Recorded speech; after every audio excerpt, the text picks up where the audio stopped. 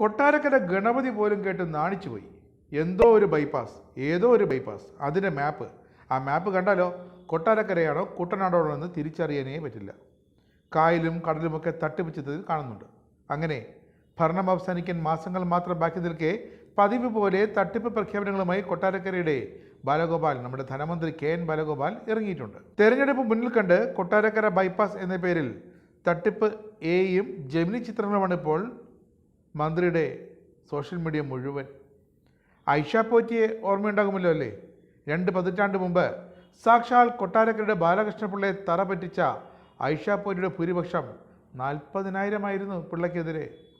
കഴിഞ്ഞ തവണ ഐഷ പോറ്റിയെ വെട്ടി നിരത്തി. രാഷ്ട്രീയത്തിൽ ഒരിടത്തും തലപൊക്കാൻ അനുവദിക്കാതെ KN ബാലഗോപാൽ എന്ന ആ കുതന്ത്രശാലി കൊട്ടാരക്കരയിൽ നിന്നും ജയിച്ചു വന്നത് വെറും 10,000-ൽ പരം ഭൂരിപക്ഷത്തിന് മാത്രം. അതും രശ്മി എന്ന അത്ര അറിയപ്പെടാത്ത ജില്ലാ പഞ്ചായത്ത് മെമ്പറെ UDF-കാർ സ്ഥാനാർത്ഥിയാക്കി കൊടുത്തത് കൊണ്ട് മാത്രം.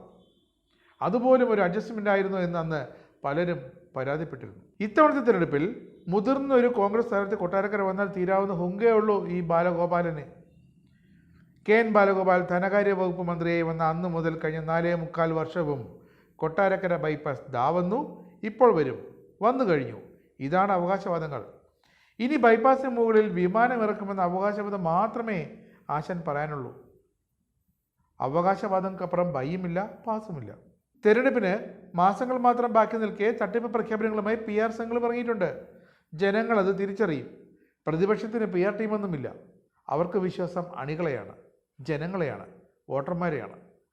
അതേ വോട്ടർമാർ അവരുടെ ധർമ്മം നിർവഹിക്കുന്നത് ഈ കൊട്ടാരക്കര ബൈപ്പാസിൻ്റെ ചിത്രം കണ്ടിട്ടൊന്നുമല്ലെന്ന് ബാലഗോപാലിന് കൊട്ടാരക്കരയിൽ താമസിയാതെ വ്യക്തമായിക്കൊള്ളും.